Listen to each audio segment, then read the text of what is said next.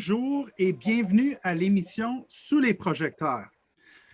En direct ce soir, mon nom est Peter Minock, je suis directeur général de l'AFO et votre hôte.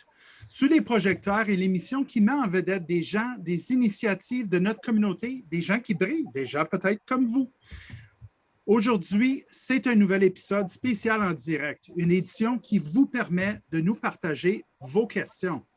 Bonjour à toutes les personnes qui nous suivent sur Zoom, sur Facebook ou qui nous regardent par la suite. Vous pouvez poser vos questions dans le clavardage du Zoom ou de Facebook. Nous sommes réunis ici aujourd'hui pour célébrer et commémorer notre victoire en tant que Franco-Ontariens contre la décision de fermeture de l'hôpital Montfort en 1997. L'hôpital Montfort, créé en 1953 grâce à une collaboration entre notre belle communauté franco-ontarienne et les pères Montfortins, la Congrégation des Filles de la Sagesse et des dirigeants de l'Association canadienne-française de l'éducation de l'Ontario. Cependant, il y a une crise qui a commencé quand le 24 février 1997, la Commission de restructuration des services de santé de l'Ontario a recommandé la fermeture du seul hôpital francophone en Ontario et dans tout le Canada à l'ouest du Québec. Notre communauté, vous le savez, a fortement réagi avec un message clair, « Montfort fermé, jamais ». Et je ne vais jamais le faire aussi bien que Gisèle Lalonde. Sous la direction de l'ancien président-directeur général Gérald Savoie, de l'ancienne présidente du conseil d'administration Michel de Courville-Nicole et de l'ancienne mairesse de Vanier et de l'ancienne présidente du mouvement SOS Montfort, Gisèle Lalonde, notre communauté s'est engagée dans une lutte en règle. L'hôpital Montfort gagne finalement sa cause en décembre 2001 devant la Cour d'appel de l'Ontario sur la base du principe fondamental non écrit de la Constitution, le respect et la protection des minorités linguistiques. Sans plus tarder, je vous présente nos invités d'aujourd'hui, le Dr Bernard Leduc, président-directeur général de l'hôpital Montfort, et Michel de Courville-Nicole, ancienne présidente du conseil d'administration à l'hôpital Montfort, et actuellement membre du conseil d'administration de l'organisme Compassion Ottawa et de Montfort Renaissance. Excusez. Bonjour Bernard, bonjour Michel. Bonjour Peter. Bonjour. Bonjour. Aujourd'hui, on va parler de comment vous avez vécu cette crise, puis on va parler de l'histoire, mais on va aussi parler de l'avenir. Je vais commencer avec Michel. Michel, comment as-tu vécu cette crise-là personnellement? Je veux dire, tu étais présidente d'un CA d'hôpital, tout d'un coup, tu étais dans une crise nationale. Pas juste tout d'un coup, c'est que je venais d'arriver essentiellement à la présidence de l'hôpital. Ça faisait très peu de temps, quoique je faisais partie du conseil d'administration avant. Mais je pense que c'est venu comme un choc pour tout le monde d'avoir la commission de restructuration qui avait recommandé de nous fermer, de fermer nos portes. Et lorsque c'est arrivé, ça s'est répandu comme un feu, si vous voulez. Les gens ont très vite commencé à arriver à l'hôpital pour avoir plus de nouvelles, pour savoir ce qui se passait, pour voir comment on allait réagir et tout ça. Donc, au tout début, on était évidemment un peu dans l'inconnu, en autre mot, qu'est-ce qu'on allait faire. Mais moi, personnellement, je veux dire, j'ai quand même été présidente du conseil pendant les 5 années de la lutte pour l'hôpital, mais comme je travaillais de chez moi à l'époque, c'était relativement facile pour moi d'être là quand c'était nécessaire pour les conférences de presse et tout ça. Et je pense que ça a été beaucoup plus facile de bien des façons pour moi comparativement à Gisèle qui était beaucoup plus sur la sellette et qui était très sollicitée par les médias et tout ça. Ce qui était, je pense, une bonne division des responsabilités parce que ma responsabilité, c'était de présider le conseil et de faire tout ce qui était possible pour qu'on prenne les bonnes décisions et pour aussi s'assurer qu'on gardait le calme et l'optimisme, si vous voulez, par rapport à ce qui pouvait se produire. Mais la lutte a été longue avec des hauts et des bas. Mais personnellement, je pense que j'ai fait ce que j'avais à faire parce qu'une des grosses choses qui était préoccupante, ou une des choses importantes, préoccupantes, c'était la rétention du personnel. Et par ça, je veux dire les médecins, comme les infirmières, comme les techniciens, tous ceux qui travaillaient à l'hôpital. Parce qu'il y avait une pénurie, même à cette époque-là, il y avait une pénurie de professionnels de la santé et ils étaient très en demande. Donc, ils auraient pu très facilement migrer vers d'autres établissements hospitaliers. Donc, je pense qu'un des grands objectifs de Gérald Savoie, qui était le PDG à l'époque, c'était de s'assurer de garder les gens qui travaillaient déjà à l'hôpital et ça, je pense que ça, il a très bien réussi de ce point de vue-là, quand même. C'est Euh, c'est C'était certainement pas ce que... facile. Non, c'était pas facile. C'est certainement ce que l'histoire nous a démontré au cours des dernières années. On va revenir sur ces questions-là dans quelques minutes. Je vais vous poser la même question au docteur Leduc. Bernard, tu n'étais pas nécessairement PDG de Montfort à l'époque. Qu'est-ce que tu faisais à ce moment-là? Comment as-tu vécu cette crise-là? Ben, sais-tu, Peter, moi, je veux dire, je suis arrivé à l'hôpital Montfort en janvier 99. Donc, j'avais une pratique au Québec avant, puis je suis arrivé à Montfort en 99. Donc, le côté plus de la crise elle-même, je l'ai vécu de façon périphérique. Mais quand je me suis joint à l'équipe, je savais à l'époque, évidemment, qu'il y avait une crise, qu'il y avait une menace de fermeture. La décision avait été prise de transférer ma pratique, parce que je suis un médecin de famille, de transférer ma pratique en Ontario.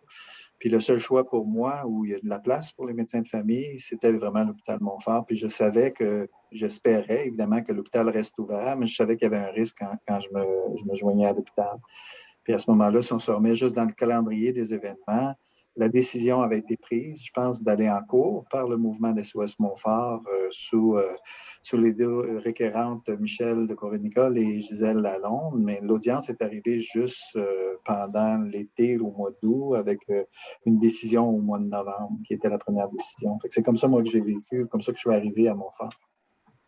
Merci, Bernard. Michel, je vais revenir un peu. Il y a beaucoup de gens qui ont travaillé sur cette campagne-là. Tu nous parles de gens qui sont venus à l'hôpital pour chercher des nouvelles. C'était 1997, il n'y avait pas de médias sociaux encore. On parlait aux gens de façon très différente, on communiquait de façon très différente avec les gens. Avez-vous été surpris de cet attachement de la communauté? Je veux dire, je le comprends, mais de voir des gens arriver pour prendre des nouvelles, puis voir ce mouvement dégager du bas vers le haut pour sauver l'hôpital. Mm-hmm. Non, je ne peux pas dire que j'étais surprise parce que les gens, les francophones de la communauté de Vanier et plus largement encore de la région, je pense qu'ils avaient beaucoup de loyauté pour l'hôpital. Et non, ça m'a pas surpris de ce point de vue-là. Et je dois dire que l'aide est venue de partout pour organiser, par exemple, le grand ralliement qui a eu lieu quand même très peu de temps après cette annonce, en dedans d'à peu près un mois. Je pense maintenant que si on avait eu les médias sociaux, wow, je pense qu'on aurait, euh, moi je pourrais dire, amené encore plus de gens. Mais avec les moyens qu'on avait à l'époque, ça a été, je pense, assez extraordinaire d'avoir réussi à faire ce qu'on a fait, c'est-à-dire être dans les médias essentiellement chaque jour. C'était d'ailleurs devenu un de nos grands objectifs dès le début, parce que Michel Gratton, qui est un gars de médias et de politique, était là souvent en arrière-plan, mais c'est qu'il a beaucoup, beaucoup contribué. Disons que ça l'a aidé ça nous a beaucoup aidé, même si on n'avait pas les médias sociaux. Quand on regarde, pour ceux qui ne connaissent pas toutes les histoires de Montfort, il y a des livres qui ont été écrits sur le sujet. Ça vaut la peine d'aller les voir. Il y a des leçons à apprendre sur comment faire des crises de communication et vraiment comment gérer une crise communautaire. Les gens s'en inspirent encore aujourd'hui. Bernard, de l'extérieur, quand tu regardes ça, c'est quoi ton vœu pour l'hôpital, en sachant qu'il y avait toute cette énergie qui était canalisée pour sauver l'hôpital de Montfort? Toi, je sais que tu as des désirs de voir ça devenir quelque chose de plus. Parle-nous-en un petit peu. Ben, je veux dire, moi, comme je dis, je suis arrivé comme médecin de première, qui faisait de l'hospitalisation à ce moment-là, en 2004. Dans l'historique, on a célébré le moment crucial pour nous, c'était le 1er février 2002, quand Tony Clements, le ministre de la Santé, est venu à Montfort pour nous dire, puis là, j'étais là. Cette fois-là, j'étais là. On s'est rassemblés au niveau de l'entrée de l'hôpital telle qu'elle était à ce moment-là pour se faire dire, c'est correct, on ne va pas à la Cour suprême du Canada maintenant, puis il est le temps de regarder quelle va être la place de Montfort dans le système de santé. Quand même penser qu'il y avait eu beaucoup de transformations entre 1997 et 2002, puis Montfort avait été sur la ligne de côté, que ce soit au point de vue ajustement budgétaire, qu'il n'y avait pas d'investissement de la province qui était fait dans l'hôpital pendant ce moment-là. Puis si on regarde encore là la ligne de temps entre le moment où cette annonce a été faite, puis qu'on avait le début de la construction pour l'hôpital. Il y a eu des travaux préliminaires en 2004, mais en 2006, on faisait l'appel des terres pour la construction d'une superficie qui doublait la superficie de l'hôpital. Alors, c'est évident qu'il y avait beaucoup d'activités. On ne s'est pas traîné les pieds pendant ce temps-là. Puis, c'était important là, de bien planifier pour le futur, puis d'assurer d'impliquer le plus de monde possible pour définir un petit peu quelle serait la place de Montfort dans le futur. Puis, évidemment, nous, on veut encore continuer à grandir. On peut en parler, mais on a fait des choses depuis la fin de la construction. Fantastique. Michel, toi, tu es parti à un moment donné comme président du conseil d'administration. Tu avais fait ton travail de s'assurer que l'hôpital serait toujours là à l'avenir. Quand tu regardes l'évolution de l'hôpital depuis, tu es heureuse. Comment est-ce que tu vois tout ça plusieurs années plus tard? Bien, je trouve que c'est absolument extraordinaire, l'évolution de l'hôpital depuis ce temps-là. Parce que, comme l'expliquait Bernard, on a doublé notre superficie. J'ai l'impression, Bernard, qu'on a à peu près doublé le nombre d'employés. On a eu des nouveaux programmes, plein d'innovations, si vous voulez. On a attiré le ministère de la Défense à s'établir dans une aile qui a été construite spécialement pour eux. On a fait des partenariats. Il y a plein de choses. Enfin, Bernard peut vous en parler encore mieux que moi. Par exemple, l'Institut de recherche de l'hôpital Montfort, qui n'existait pas avant. En d'autres mots, on a pu développer plein de nouvelles choses, innover, et on a travaillé très fort aussi dans les dernières années à l'hôpital pour le santé qui est agréable, parce que ça a toujours été un de nos rêves de l'Est. À un moment donné que ça pourrait pas se faire ou se concrétiser.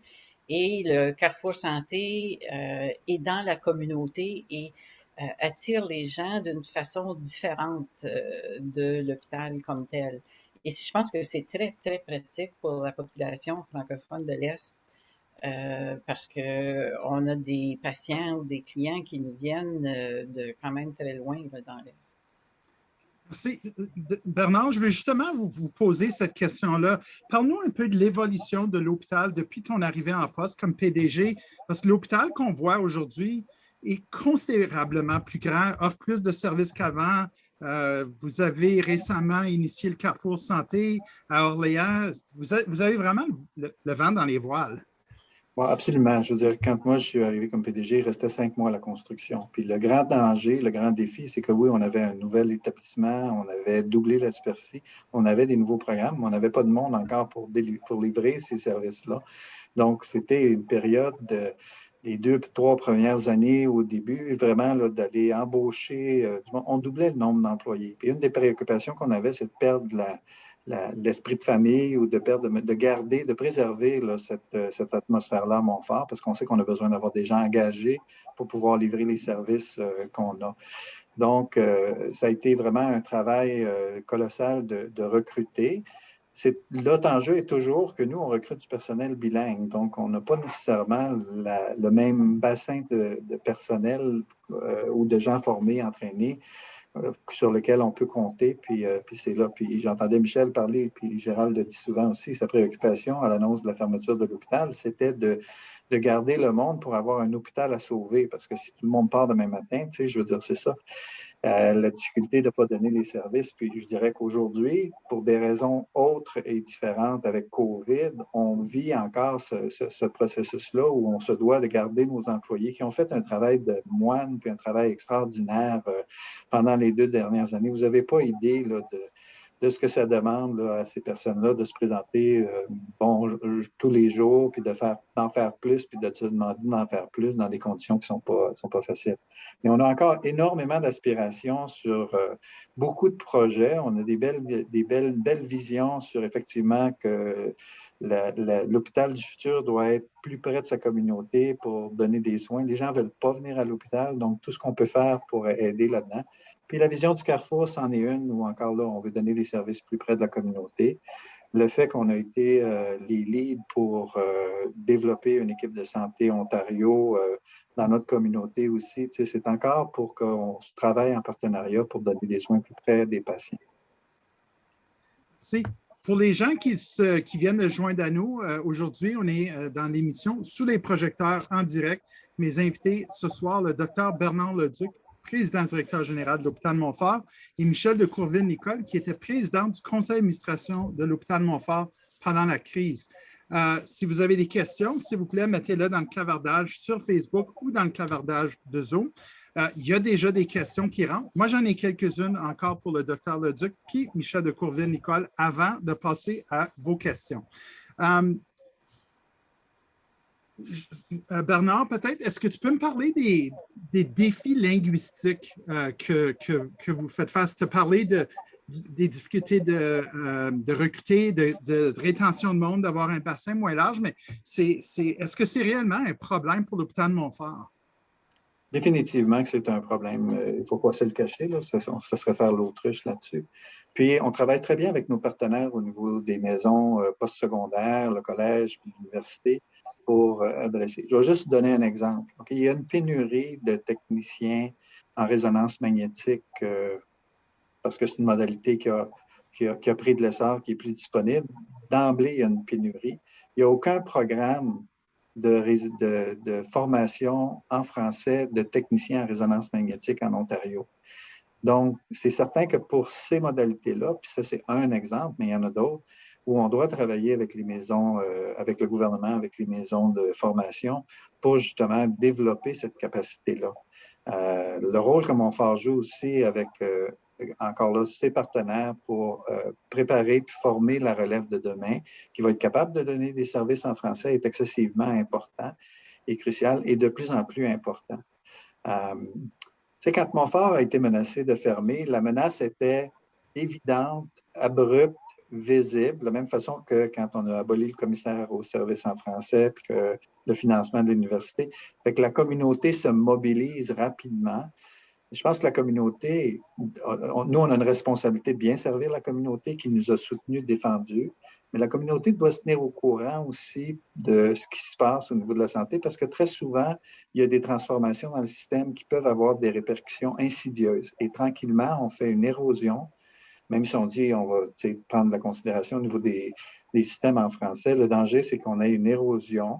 Les Anglais appellent ça death by a thousand cuts. OK? Alors, quand on transforme, puis on perd un peu la possibilité des services. Et c'est sûr que Montfort, on reste à l'affût de ça avec notre partenaire, le Réseau des services de santé en français de l'Est de l'Ontario, mais je veux dire, je pense que les gens doivent faire une demande active de services en français, puis de rester vigilants sur ce qui se passe pour assurer qu'on ait des services. La bataille n'est jamais vraiment gagnée. C'est ce que vous êtes en train de nous dire, qu'il faut toujours rester vigilant. L'hôpital de Montfort reste quand même un modèle intéressant. Moi, je suis originaire du sud de l'Ontario. Il n'y en avait pas beaucoup de services en santé à part de certains médecins de famille. Quand on regarde le système de santé à travers la province, pensez-vous qu'il est équitable pour les francophones aujourd'hui? Puis je vais commencer avec Bernard. Si Michel, tu veux rajouter par la suite, tu seras bienvenu. Je te dirais que non. Il y a des francophones qui sont dans des régions non désignées, qui n'ont pas encore même une espèce de protection ou un mot à dire sur l'accès à leurs services. Montfort a reçu un mandat provincial. La pandémie nous a montré qu'on peut faire beaucoup de choses au niveau virtuel, mais on n'a pas encore reçu, à mon avis, tous les moyens pour remplir ce mandat-là de façon appropriée qui nous permettrait, en particulier, là, les tournées qu'on a fait avec les régions, les besoins les plus criants sont en santé mentale, puis on sait qu'après les 2 années de pandémie, qu'on va avoir notre pandémie de santé mentale. On peut jouer un rôle là-dedans, d'appui puis de support, puis on a fait la démonstration que le côté virtuel peut-être pas toujours idéal, mais fonctionne relativement bien. Donc, oui, on est prêt à jouer un plus grand rôle, mais il faut à ce moment-là qu'on nous donne les moyens pour qu'on puisse le jouer, ce rôle-là. Puis, on pourrait avoir un élément d'améliorer l'accès équitable aux soins à tous les francophones en Ontario, en attendant l'idéal, qui est peut-être utopique, d'avoir des intervenants qui sont capables de parler en français partout pour tous les services. Mais on sait qu'on n'est pas là, puis on sait qu'on n'y arrivera pas demain matin. Michel, voulais-tu commenter sur cette question-là? Je sais que tu es originaire du nord de l'Ontario. Tu dois voir les différences entre les deux régions. De bien des façons, oui, mais ça fait longtemps que je suis partie du nord de l'Ontario et je n'ai pas l'occasion vraiment d'y retourner. Mais ce que dit Bernard par rapport à la question de la santé mentale et de l'utilisation des nouveaux outils que nous avons maintenant d'un point de vue virtuel pour rejoindre les gens, moi je trouve qu'on doit vraiment pousser pour essayer d'avoir le financement nécessaire pour pouvoir faire ça d'une façon bien organisée et qui va rejoindre le plus de francophones possible parce que la pandémie a vraiment compliqué ou augmenté le besoin et augmenté le nombre de personnes qui ont besoin d'aide. Puis pour moi, je trouve ça très important. Merci, Michel. On est déjà rendu au moment de commencer à regarder les questions du public. On a aussi eu des commentaires. Je commence avec le commentaire. Ça dit un commentaire qui vient de Notre Place, la plateforme de diffusion de l'AFO, d'Auguste Blondel, qui dit « Un hôpital, c'est un sanctuaire. Les francophones ont gain de cause. Ils ont résisté à cet affront. Ça a été une victoire. Nous combattons pour l'intégration des immigrants francophones, médecins, infirmières, au sein de cette structure pour monter une armée forte pour d'autres victoires. » Puis là, on a aussi des questions. Puis je pense que la première, on va vous adresser, Bernard, c'est quels apprentissages attirez-vous de la crise de COVID? Puis c'est quoi les défis post-COVID pour l'hôpital? Peut-être tu peux nous parler un peu de comment vous avez vécu ça. Ça doit avoir été 2 ans très difficiles. Ça a été 2 ans intense pour tout le monde. Puis comme je dis, il y a un certain épuisement qui est là. Je ne dorerai pas la pilule. Je suis excessivement fier de ce que l'hôpital a réussi pendant cette période-là. Monter 2 cliniques de dépistage et d'évaluation COVID, en plus là, de toutes faites les réorganisations. Il y a des journées, je ne dis pas durant toute la période, où on avait, par exemple, pas pas tous les jours, mais il y a des journées où on avait le tiers des patients hospitalisés aux soins intensifs étaient à Montfort, quand on considère les autres là, au niveau d'Ottawa. Puis, les gens sont toujours retroussés les manches à ce niveau-là, mais on vit comme le reste des hôpitaux. Donc, les défis, on vit comme le reste des hôpitaux, la fatigue, les gens quittent le domaine hospitalier, on dépend de plus en plus sur les mêmes personnes. Quand la vague la pire qui nous avait frappé, c'était vraiment la période entre février et juin 2021. Pendant ces 27 semaines-là, on a eu 62 membres du personnel, médecins, étudiants, qui ont été infectés par la COVID. Depuis le 17 décembre, on parle de 13 semaines, 14 semaines, on est rendu à 525 membres du personnel. Puis ça, il faut comprendre qu'à chaque fois que quelqu'un est infecté, c'est une dizaine de jours non disponibles pour aider. Fait que ce n'est pas les mêmes communes mesures. Donc, les apprentissages, c'est qu'on pense qu'on connaît la maladie. Quand il arrive une nouvelle vague, il y a des choses qui nous arrivent qu'on n'a pas anticipées. On n'a pas anticipé avec Omicron. On était prêts pour les patients qui étaient pour arriver, puis on savait qu'ils n'étaient peut-être pas plus malades, mais qu'il y en aurait quand même. On était prêts pour le côté de dire, OK, on va en prendre bien soin à l'hôpital. Mais ce qu'on n'avait pas nécessairement anticipé, c'est l'impact catastrophique supplémentaire sur les ressources humaines. Puis là, ce qui me préoccupe, c'est qu'avec la limitation l'élimination progressive là, des mesures de santé publique présentement, on commence à revoir des taux de notre personnel encore qui redevient positif, infecté à la maison, à peu près comme on a connu au mois de décembre, là, entre Noël et le jour de l'an. Puis la tendance est vers la hausse, alors qu'elle était à la baisse les dernières semaines. Donc oui, on commence une 6e vague, puis oui, il est là. Puis je dirais la même chose, là. Les défis pour Montfort, il y a beaucoup d'analogies avec la crise de SOS Montfort. Ça va être encore là d'avoir assez de personnel, de maintenir les opérations, de pouvoir recruter du personnel, sachant qu'il n'y a pas de solution à court terme pour régler les problèmes de pénurie. Merci, Bernard. Michel, je vais te poser la prochaine question encore qui vient du public. C'est peut-être quelque chose qu'on va dire qu'on ne veut même pas y penser. Mais la question est, si l'hôpital Montfort n'existait pas, comment est-ce que les francophones feraient pour avoir accès au système de santé? C'est pour ça que je dis peut-être qu'on veut juste dire c'est trop horrible pour même songer. Mais je te donne la chance. Bien, ça dépend dans quel contexte, qu'est-ce que ça veut dire si l'hôpital n'existait pas. S'il avait fermé, par exemple. Je pense que c'est ça. J'imagine que beaucoup de membres du personnel auraient migré vers l'hôpital d'Ottawa ou les autres hôpitaux, je suppose. Donc, peut-être qu'ils auraient pu offrir plus de services dans les 2 langues officielles. Mais difficile à dire, là, parce que pour donner des services en français, ça prend un milieu francophone. Ça prend une synergie, plein de choses comme ça pour bien fonctionner. Et que pour tous ceux qui travaillent à un endroit s'intègrent et se conforment aux besoins de fonctionner en français. C'est pas juste une question de parler, là, parce que vu disons, l'assimilation qu'on peut voir dans la population francophone et le nombre de francophones qui baisse en Ontario, par exemple. Et pour moi, je vois ça comme un facteur qui va nous rendre la vie plus difficile.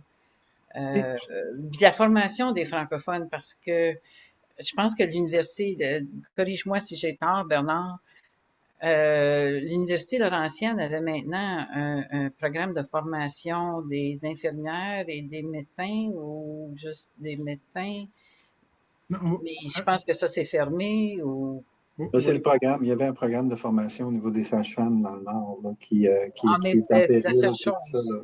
Ben, il y a d'autres programmes qui ont été faits, là, puis ça, mais l'École de médecine du Nord qui avait été créée demeure là avec une responsabilité sociale quand même de prendre des francophones du Nord de l'Ontario là, pour les former comme médecins. Puis là, ils ont le statut maintenant d'université à proprement parler. Là. Puis Peter peut sûrement parler un peu plus ça. Le point que je voulais faire, c'est que On a souvent tendance à parler de l'hôpital Montfort est là, l'hôpital Montfort s'est épanoui, puis merci en tout cas de l'appui de la communauté pour ça. Mais des fois, on néglige aussi l'impact de toute cette crise-là au point de vue national.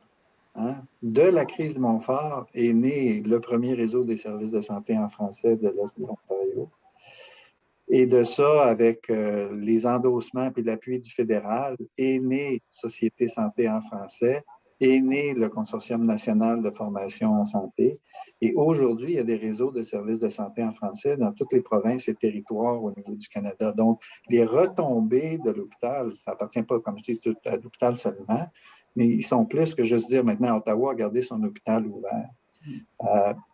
Faire un peu de pouce sur la question au niveau des immigrants. C'est sûr et certain qu'il y a du travail à faire pour pouvoir utiliser les talents qui sont déjà rendus ici, qui ont été fermés dans d'autres pays.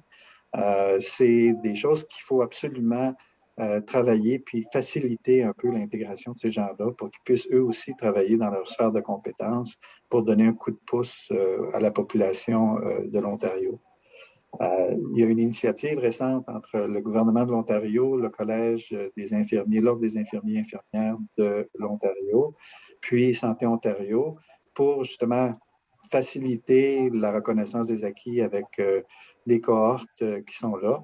Montfort qualifie pour en recevoir, sauf que lorsqu'on nous a envoyé, on parlait tantôt des défis linguistiques, lorsqu'on nous a envoyé 8 personnes qui étaient assignées, en tout cas potentiellement à notre hôpital, 7 étaient unilingues anglophones. Alors, quand on parle d'équité, puis quand on parle de est-ce que le système est capable d'avoir une pensée proactive pour améliorer l'accès aux services en français, ça, c'est un exemple de dire que c'est un bon système, une bonne intention, mais il n'y a pas ce souci ou il n'y a pas cette lentille-là francophone pour justement, quand ils font ce genre d'administration-là, pour vraiment venir en aide au niveau là, des communautés francophones. Ça reste toujours bizarre pour moi de penser qu'il y a environ au-dessus de 100 000 jeunes dans nos écoles françaises en ce moment. Il y a à peu près 230 240 000 personnes qui passent par les programmes d'immersion. Puis encore, il y a une pénurie de main-d'œuvre en français. Il y a un disconnect entre les gens qui apprennent le français et qui sont capables de réellement travailler par la suite. Bernard, j'ai une question pour toi qui vient de Toronto. Avez-vous pensé en avoir des succursales dans d'autres villes de l'Ontario? Car c'est vraiment difficile de trouver des services de santé en français. À Toronto spécifiquement, ma femme a eu une urgence et aucun médecin a parlé français dans l'hôpital où elle est allée.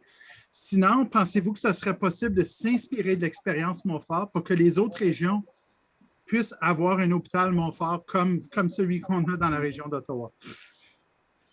C'est une question chargée, comme on dit, à ce niveau-là. Il n'y a rien, je veux dire, il n'y a rien qui nous empêche de rêver et de pouvoir d'avoir des succursales, mais il n'y a rien qui empêche les communautés d'essayer de développer vraiment là, une proposition puis un plan pour aller au niveau des services en français. C'est clair que si on réglait demain matin, puis l'apprentissage du français et de l'anglais est obligatoire partout, c'est pas une question d'assimiler, mais que tout le monde qui gradue et qui rentre à l'université est complètement bilingue dans les 2 langues officielles, on n'aurait pas cet enjeu, on n'aurait pas à mettre tous ces paramètres-là. Là, on pourrait garder notre culture, notre préservation, mais il y aurait tellement de monde puis que la capacité d'accéder à des services dans la langue de ton choix, elle serait comme certains pays européens où les gens parlent en Suisse l'allemand, le français, l'italien. Puis à ce moment-là, c'est une richesse. Mais encore là, c'est un peu utopique de penser que c'est ça qui va arriver. Pour la question à Toronto, je sympathise beaucoup. Puis on sait que la majorité des francophones ou les gens qui vont être capables de parler français va se déplacer de l'Est, où on est, nous, présentement, aujourd'hui, sur des territoires non cédés, des peuples algonquins et anishinabeg. Puis ça va être à Toronto, puis dans le Sud-Est très bientôt, là, en termes démographiques. Donc, c'est certain qu'il y a une disparité entre où est la population puis où est l'offre de services. Parce que si on regarde au niveau francophone, ici, on a la Cité, on a l'hôpital Montfort, on a des institutions fortes au niveau francophonie qui n'est pas toujours disponible où va se retrouver maintenant la majorité des francophones de l'Ontario. Absolument. un rappel aux gens qui nous écoutent en direct, si vous avez des questions, on vous demande de les partager, que ce soit sur Facebook, en Zoom ou sur la plateforme Notre Place. J'ai une prochaine question pour toi. Je pense que la question s'adresse au Dr Leduc. Bernard, pensez-vous que le Carrefour Santé, j'assume qu'on parle du Carrefour Santé à Orléans, sera capable d'absorber la demande francophone présente? Et est-ce que ça permettra également d'alléger le flux à l'hôpital? Parmi les objectifs qu'on a, comme j'ai expliqué, un, c'est d'être plus près de notre communauté, assurer une présence, évidemment, de Montfort près de la communauté francophone de l'Est de la région de l'Ontario. Deuxièmement, c'est un carrefour, c'est pas juste une colocalisation. Il faut comprendre que quand on a travaillé ça dans notre vision, c'était vraiment de collaboration puis de partenariat avec des organismes, pas juste des hôpitaux, mais des organismes communautaires, un centre de ressources communautaires, des services qui sont considérés de façon plus communautaire, certains spécialisés avec la collaboration qu'on a avec Bruyère. Mais tout le design du Carrefour a été fait en co-création avec les partenaires pendant un exercice de 5 jours avec les architectes, avec des consultants en ligne, avec tout ça, puis de développer avec des patients, avec des bénévoles, avec cette perspective-là. Et on crée un environnement qui est, quant à moi, qui est réussi, qui est là. On n'a pas encore eu tous les bénéfices du Carrefour à cause de COVID présentement, puis il y a eu des choses qui doivent être en place avant que nous, on transfère une partie des services qu'on est pour mettre au Carrefour. Donc ça, ce n'est pas encore actualisé. La question qu'on a dû reporter là, des dossiers électroniques qui se mettent en place parce qu'il n'y a pas de place pour des dossiers. Il n'a pas été bâti. Il a été bâti comme un carrefour où on n'a pas d'archives, où on n'a pas de dossier papier, comme c'est tout basé sur l'électronique. Mais ça s'en vient. Aussitôt qu'on nous donne une chance, là, je veux dire, ça s'en vient. Les barrières informatiques ont été réglées en grande partie. Et dans les prochaines semaines ou plus tard dans une couple de mois, toutes les activités devraient être transférées au Carrefour. Et il faut se rappeler que le Carrefour qu'on a tel qu'on l'a maintenant est bien différent de ce qu'on avait proposé au début, mais que moi je parle toujours d'une phase 1. Okay? Alors là, maintenant, une fois qu'on va réaliser la phase 1, on va travailler sur la phase 2. Peter, on ne t'attend pas? Qu'est-ce que tu as en tête pour la phase 2 ou c'est trop tôt? Je pense qu'il y a besoin, la communauté, dans l'argumentaire qu'on fait pour le Carrefour du Santé d'Orléans, on met beaucoup en analogie. Il y a 130 000 personnes à Orléans présentement. Et alors, juste à Orléans, c'est suffisant pour justifier la présence d'un hôpital en tant que tel. Alors, que ce soit un site satellite de Montfort, on parlait de Toronto tantôt, que ce soit un site satellite de Montfort, puis tout ça, je pense que c'est ça qu'il faut regarder puis proposer là, dans le prochain développement. Le Carrefour, tel qu'il était anticipé, il y avait des procédures ambulatoires qui étaient là, il y avait beaucoup plus de services qui étaient proposés d'être disponibles là. On a du terrain, on a de la place pour en faire plus, alors définitivement qu'on va explorer ça. Depuis mon arrivée à la FO, je sais que quand je parle à Bernard, il y a toujours quelque chose en tête. C'est toujours intéressant de voir vers où il veut se diriger. Michel, j'ai une question pour toi. On dit, les gens se posent la question, qu'est-ce que vous faites depuis votre départ de la présidence du conseil d'administration de l'hôpital? On a entendu que vous êtes encore engagé auprès de la communauté, mais on demandait un peu plus de détails. Bien, j'ai continué à faire du bénévolat. Après une petite pause là, de quelques années pour revenir de mon expérience à l'hôpital. C'est Gérald Savoie qui, à ce moment-là, était encore DG, qui est venu me chercher pour me joindre au conseil d'administration d'un nouvel organisme communautaire qui est Montfort Renaissance, qui s'appelle Montfort Renaissance maintenant. Parce que l'hôpital avait, la province avait attribué la responsabilité de ce qui, à l'époque, s'appelait le detox, et qui est devenu le centre de gestion du sevrage d'Ottawa. Donc, l'hôpital ne voulait pas nécessairement gérer ce programme-là parce que c'est un programme communautaire. Donc, mon phare de naissance a été mis sur pied pour pouvoir assurer la gestion du centre de sevrage. Et petit à petit, mon phare s'est développé dans le sens que il a commencé à offrir des services pour venir en aide non seulement aux gens qui ont des problèmes de toxicomanie, de dépendance, mais aussi de santé mentale, d'itinérance, les aînés. Donc, petit à petit, là, on a grandi et maintenant, on offre des services d'appui au logement, des services en santé mentale, en toxicomanie et, très important, je pense, un point d'accès unique pour offrir le soutien en santé mentale, en toxicomanie. Parce que il y a plein de gens qui sont perdus dans le système de santé. Ils savent pas où se tourner, où demander de l'aide, quoi faire, comment faire. Et grâce à quelques projets pilotes là, qu'on a fait et un partenariat aussi côté santé mentale là, avec l'hôpital Royal, on a maintenant un point d'accès unique. Donc, les gens qui vont sur notre site web, qui voient ça, peuvent appeler à un endroit pour avoir des services et ils vont être suivis tout au long de leur parcours par ce qu'on appelle des navigateurs. Les navigateurs, ben, c'est important d'aider les gens. C'est très facile de se perdre dans le système. Ça, on le voit.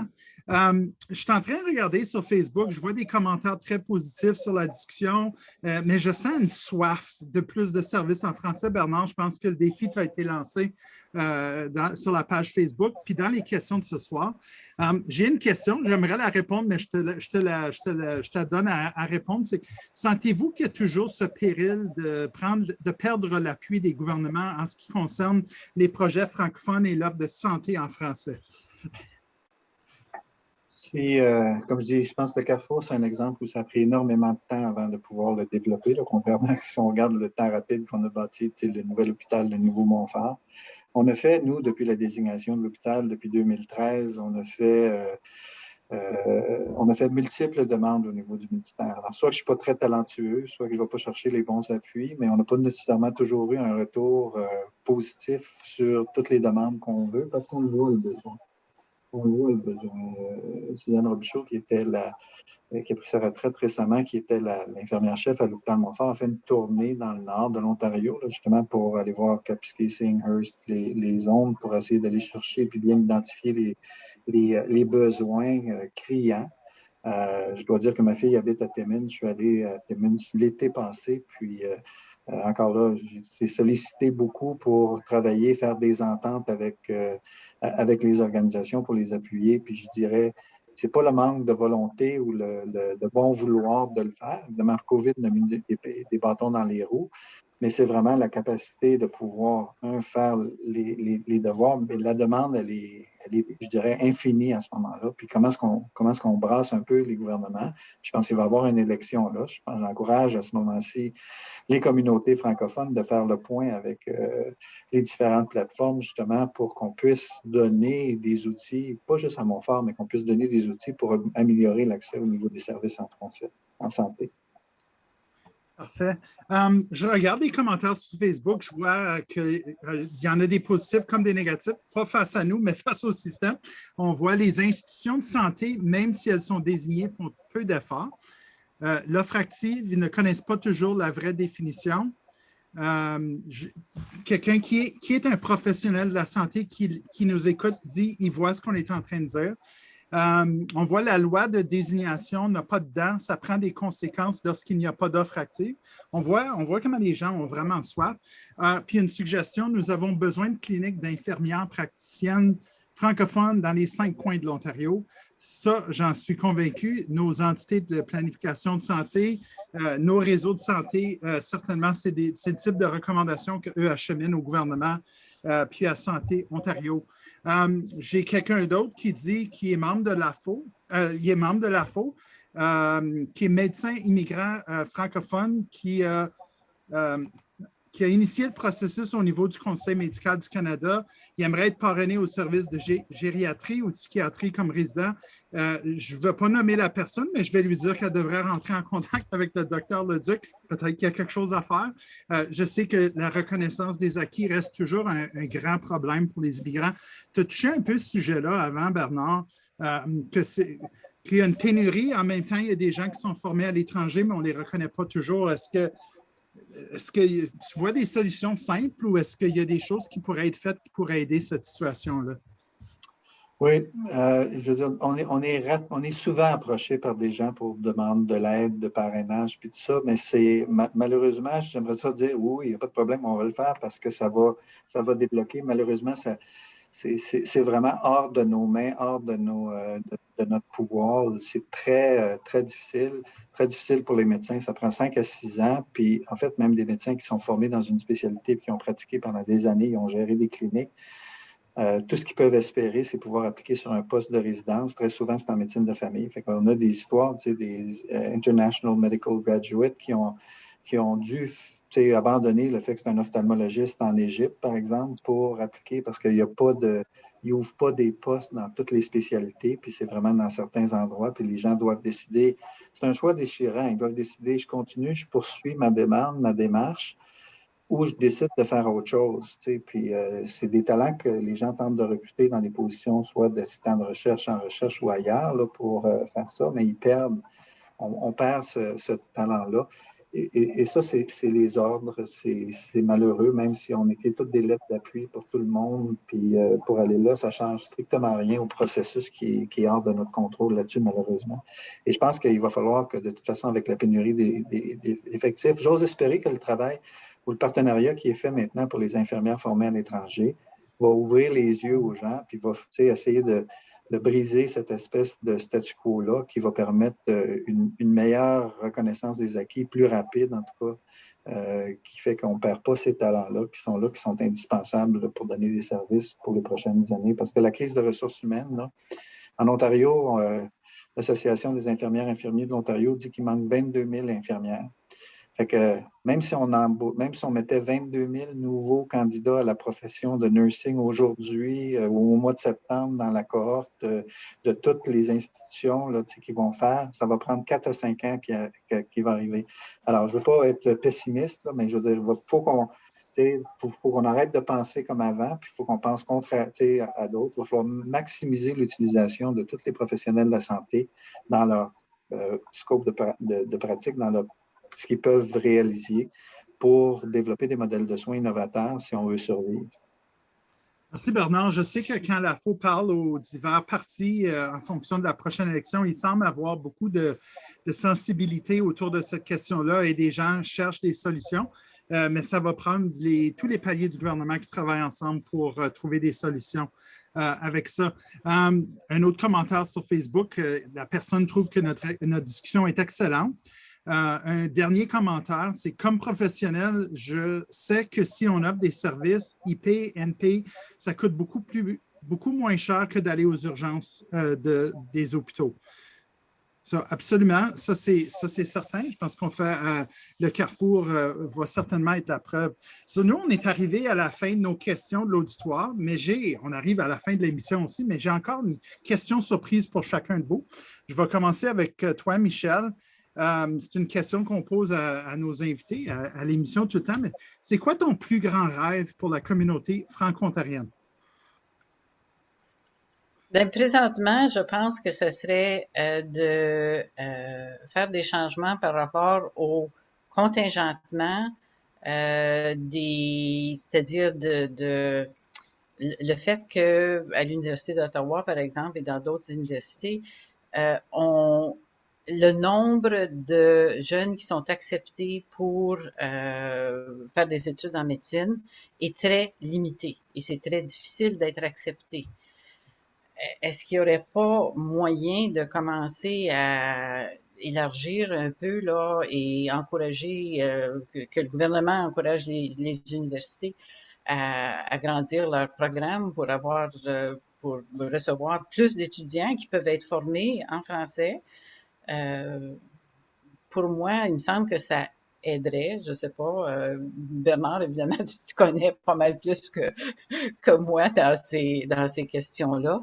Puis l'autre chose qui m'est venue à l'idée, c'est qu'il y a quand même beaucoup d'immigrants qui viennent ici de pays comme la France, qui parlent déjà évidemment français. Euh, et je sais que le Québec a une entente avec la France pour accueillir les résidents en médecine ou les gens qui ont été formés. Euh, Pourquoi est-ce que l'Ontario pourrait pas faire ça? Parce que il y a plein de Français qui immigrent au Canada et de gens qui parlent français qui viennent de pays périphériques à la France, là, du nord de l'Afrique, par exemple. Il me semble que ça serait, en tout cas, une chose intéressante à pousser, si on veut. Bien, certains pays du Commonwealth ont des ententes entre eux, du British Commonwealth. On fait partie de ça, où on reconnaît Oui. les diplômes de certains pays. Moi, j'aimerais voir l'OIF faire la même chose. Je trouve que ton idée est très bonne. Toi, Bernard, je te pose la même question. C'est quoi ton plus grand rêve pour la communauté franco-ontarienne? Ça n'a pas nécessairement besoin d'être en santé. Je pense que plus, je veux dire, le rêve, c'est que tout francophone peut s'épanouir, vivre, travailler, gagner sa vie en santé, puis tout ça en Ontario. Le plus grand rêve serait de commencer par éliminer un peu les zones désignées par rapport aux zones non désignées, parce qu'à mon avis, ça crée encore là, des citoyens, des francophones de deuxième classe. Hein. Les francophones, eux, il y a une obligation des organisations ou des institutions dans cette région-là de donner, même si on s'entend tous là, que c'est pas... qu'il n'y a pas d'incitatif, il n'y a pas de carotte, il n'y a pas, puis il n'y a pas de police, puis il n'y a rien là, qui pousse les institutions à vraiment se désigner une fois qu'ils sont identifiés. En tout cas, pas dans l'ancienne loi, il n'y avait rien. Parce qu'un francophone qui décide d'être dans une zone non désignée a autant droit à avoir ses services en français que quelqu'un d'autre. Mon souhait vraiment, c'est la volonté que tout le monde puisse être capable de dire, moi, je peux m'épanouir, je peux vivre, je peux prospérer, je peux vivre en santé en français en Ontario. Ça, c'est mon souhait. Pour répondre un petit peu à la question de Michel, le gouvernement vient d'annoncer récemment qu'ils vont faire plus de postes en médecine au niveau des universités, puis ils vont augmenter le nombre de postes de résidence. Encore là, c'est géré centralement, c'est alloué aux universités. Il n'y a rien là-dedans qui garantit qu'il va y avoir des postes spécifiques pour des étudiants en médecine en français et pour des étudiants en médecine, des résidents en médecine en français. L'Université d'Ottawa va avoir un contingent de postes, mais qui va vouloir distribuer et en anglais et en français. Donc, il n'y a pas de plan réfléchi sur la capacité et de stratégie démontrée. On parle de la stratégie là, de 4-5 % d'immigration pour garder les taux. Je veux dire, ça, c'est beau, mais je veux dire, à un moment donné, il faut qu'il y ait des choses qui sont mises en place. Il n'y a pas cet élément-là au niveau des services en français en santé pour déterminer là, c'est quoi la part, quoi le manque à gagner. Puis je pense que c'est ça, mon souhait, ce serait de voir qu'on ait vraiment des actions concrètes et pas juste dire, ah, c'est important, les services en français, c'est dans le préambule de la loi, puis la communauté doit être impliquée, puis tout ça, mais vraiment des actions concrètes qu'on puisse dire, regarde, oui, on fait du progrès. Merci Bernard. Michel, dernière pensée avant qu'on arrive à la fin. Mais compte tenu de ce que Bernard dit, je me demande sur qui peut-on faire des pressions pour avoir du financement, justement, pour le programme, par exemple, en médecine à l'Université d'Ottawa, compte tenu que l'université, je pense, selon les dernières statistiques, est à peu près 30% francophone et 70% anglophone, et selon moi, manque à ses devoirs ou enfin, à ce qu'elle devrait être, selon la façon dont elle avait été conçue. Donc, je dirais, euh, poussons là-dessus, là. Trouvons des gens et faisons des représentations au gouvernement pour qu'ils se réveillent et puis qu'ils rajoutent des exigences en ce qui concerne la répartition francophone et anglophone et l'argent qui va avec. Là. Absolument. Toujours l'argent qui Ouais, il faut espérer gagner la loterie. Bernard, as-tu tes dernières pensées avant qu'on arrive à la fin de notre émission? Non, encore là, je pense que quand on regarde la crise de Montfort, la communauté a été là. On espère être là pour la communauté. Tous les événements, puis on a eu des conversations, puis tous les événements reliés à Montfort, à mon avis, appartiennent à la communauté maintenant. Et je pense que c'est important que la communauté célèbre ou marque ces anniversaires-là, puis c'est de bonne façon là, parce que c'est des occasions encore là. Il faut préparer l'avenir. Les gens ne prennent pas de l'histoire. On regarde ce qui se passe en Ukraine, puis je veux dire, les gens ne prennent pas de l'histoire et répètent souvent les mêmes erreurs. Donc, on a une protection constitutionnelle avec le jugement Montfort, mais on ne peut pas s'asseoir sur nos lauriers puis penser qu'il n'y aura pas encore une décision mal avisée qui va se faire puis qui risque de menacer en fait ce qu'on a. Puis, je l'ai dit au début, il y a la crise évidente, on ferme Montfort, tout le monde se rallie, rah-rah, mais il y a, OK, on fait une petite transformation, on crée des équipes de Santé Ontario, on restructure Santé Ontario, puis tout ça, puis tranquillement, ce que c'est que, tu sais, avec Home Care qui va aller dans les équipes de Santé Ontario, tout à coup, on s'aperçoit qu'on n'est pas en train d'améliorer le système, on est en train de détériorer le système par rapport à l'accès aux francophones là-dedans. Donc, il faut que la communauté ait les antennes allumées là-dessus, puis monitore cette situation-là de près. C'est mon souhait, ça aussi. Dans toutes les régions d'Ontario. Sur ces paroles de sagesse, un très grand merci à mes invités ce soir, le docteur Bernard Leduc, le président directeur général de l'Hôpital Montfort, et Michèle de Courville-Nicole, ancienne présidente du conseil d'administration à l'Hôpital Montfort pendant la crise et actuellement membre du conseil d'administration de l'organisme Compassion Ottawa et de Montfort Renaissance. Un grand merci à l'équipe technique de l'AFO qui fait tellement un beau travail pour assurer que nos diffusions se passent bien. Merci aux gens qui nous écoutent aujourd'hui. S'il vous plaît, laissez-nous savoir ce que vous avez pensé de l'émission d'aujourd'hui. S'il y a des sujets que vous voulez qu'on touche. Moi, j'entendais beaucoup de questions sur les services en français. Peut-être que c'est un sujet pour une prochaine émission. Et sur ça, je vous dis merci. Merci d'avoir été à l'écoute. Bonne soirée et à la prochaine. Merci, Peter. Merci, Peter. Merci, Bernard. Merci, Michèle.